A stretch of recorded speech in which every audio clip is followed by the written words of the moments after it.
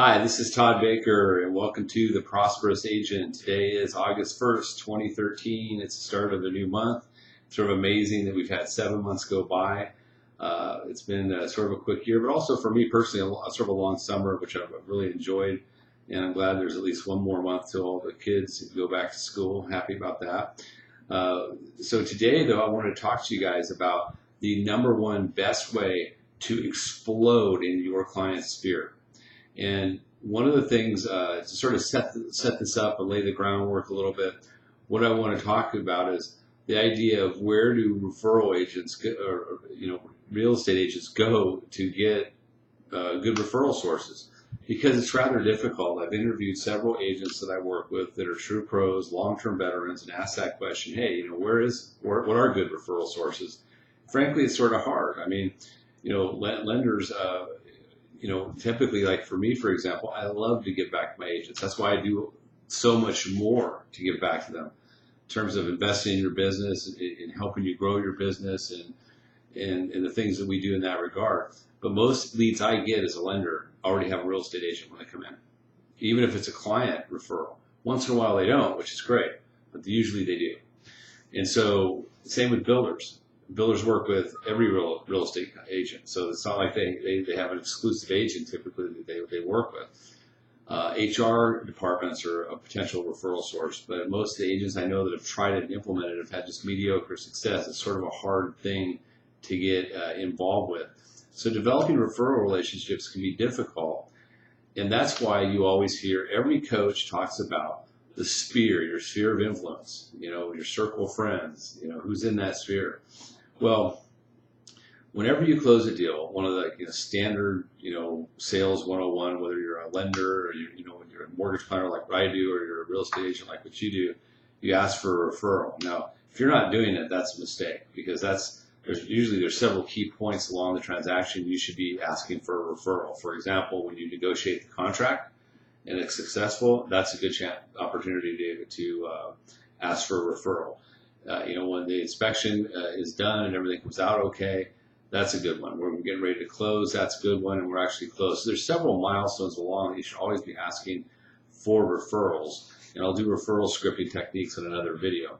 But at the end of the day, if you ask someone at the end of a transaction, who do you know who's looking to buy or sell real estate? Okay. Then I know one guy from work and one guy from my church. You might get a few people that right then and there. So it's better than not asking the question. But the reality of it is you just get some occasionally. And I know, because I've interviewed a couple hundred real estate agents about this, it's very minimal leads you get this way. Now, what if there was a way to get in front of, say, 5, 10, 15, 20, 25 people that your client is friends with, goes to church with, works with, or might be one of their new neighbors? Well, the answer is there is. It's a homewarming party.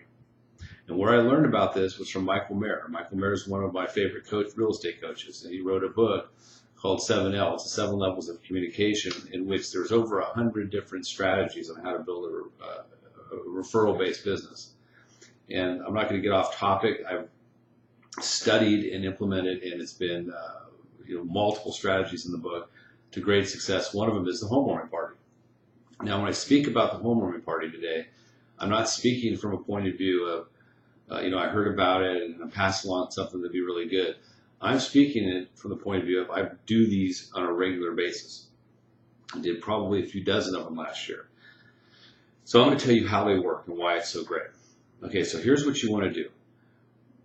Before you even go into the transaction, you let the client know, hey, we always like to do a homewarming party for you when you're done to celebrate your new home. And so you plant the seed. Okay, once you close, when we close the transaction, we then want to say, all right, great, congratulations. I know there's some things you're probably doing now, but even better than a gift, throw them a homewarming party. Okay, so how you're going to do is this. First, you need to set a date. Okay, well, now you're moved in. Hey, take a look at your calendar and let me know a good date to have a homewarming party.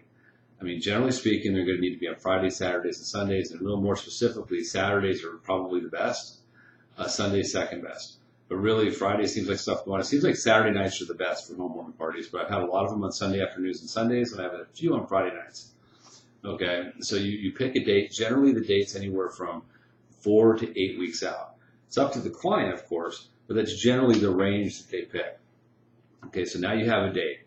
Now say, okay, great. Well, thanks for setting the date. We use that as a tentative. We use that as the date to move forward. Okay, now what I want you to do is you ask your client, I want you to generate a list of, your neighbors, if you've got any neighbors you'd like to invite, your family members, your friends, folks from your church, folks from your work, anyone that you know that you'd like us to invite, that you'd like to spend some fellowship with at a homeowner party.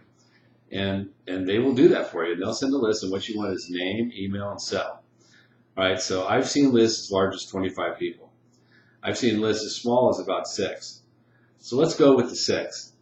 That list of 6 names is way bigger than you probably, all of you watching this, have ever gotten off of one post goes, hey, do you know anybody right now looking to buy who do you know right now looking to buy or sell real estate? That's the proper way to say that. So now you have these names. So now you take the names and you're going to go to evite.com. You're going to input the names into Evite. You're going to generate an invitation, and you're going to send it to all the folks on the list. And you're also going to put a calendar to follow up. Do you do a save the date, do a reminder, and do a final reminder just before the party. So you do hit them 3 or 4 times about the reminder, and you'll get RSVPs.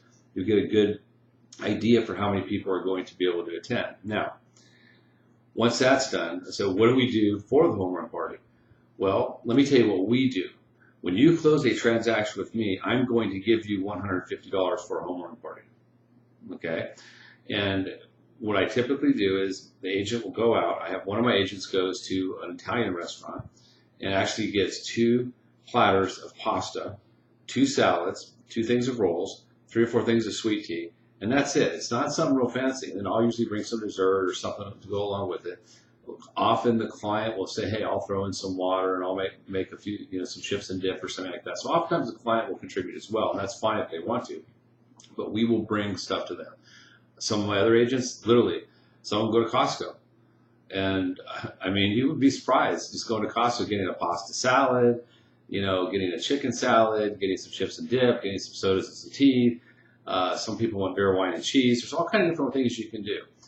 But you go and you figure out what you want to do for a menu for this, and you go, you get the stuff. It might cost you more than $150, but the lion's share of it, most of my agents get it done right for around $150. Okay, so then you get it. We're going to show up. I'm going to meet you there early, help you unload the car.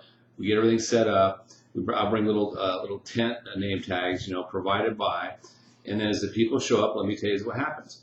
Our clients then walk up and they introduce their friends, their family, their sphere that's so precious to every coach out there, right? It says, got to get in the sphere, got in the sphere. Okay, but now we're standing amongst their sphere in your client's house. They're going to go around and say, hey, this is my agent. She is, or he is, the best agent. I highly recommend them if you want to buy or sell real estate. They're going to say something along those lines. This is Todd Baker. He's my mortgage planner. It's unbelievable what he does. He does so much more than a loan officer. If you're buying or selling real estate, you need to connect to this team. That's how they introduce you. And then you use Dale Carnegie techniques. You use the classic frog. You get into conversations about family, recreation, occupation, and goals. And you just have some fellowship time with everybody. That's all you need to do. You'll have your cards in case somebody asks, but you're not there to sell anything. You're there just connecting and building friendships. Now, the agent will then do a drawing. So you will also bring like a $20 card or 2 $10 cards, and we'll do a quick raffle where you'll get everyone's name, and you'll do it again. Even though we have a lot of them, we'll make sure we get the name, cell, and email, and we'll pull out a raffle ticket. And you also might want to get home address to send a thank you card to. I've had one of my agents got a listing, just getting a home address. But we do a raffle, and here's what I found. I've done this with 20-somethings. We've done this with 50-somethings. So one, all single people showing up, grandparents or soon-to-be grandparents with, kids and grandkids all running over the house. And with both of those demographics, those various ages, everyone loved a raffle, and they give you their name. I typically will do a small, short presentation on how homeownership leads to financial independence. So I'm helping you then generate back to me, which then I can send back to you, deep conversations of buying and selling real estate and how it's long, what the true long-term impacts are from a financial planning point of view.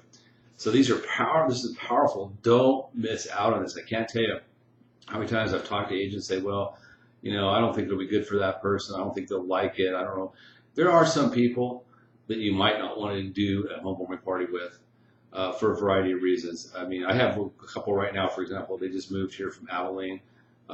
May or may not throw a homewarming party because they don't know anybody. I mean, they told me point blank. In fact, I'm going to take them over to my Rotary Club here in Prosper to meet some folks because they don't know anybody. So that might be an example.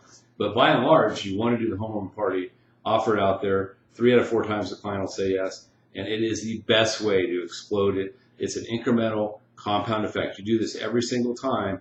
It's one other thing in your arrow in your quiver. The next thing you're going to do, you're going to wake up and say, hey, I had 3 or 4 deals on my homework party, and now you're exploding down line to their sphere of influence. So with that being said, have a great week. We'll catch up with you next week, and give me a call if you'd like to schedule a time to meet directly or have coffee so we can talk about how I can help you build your business.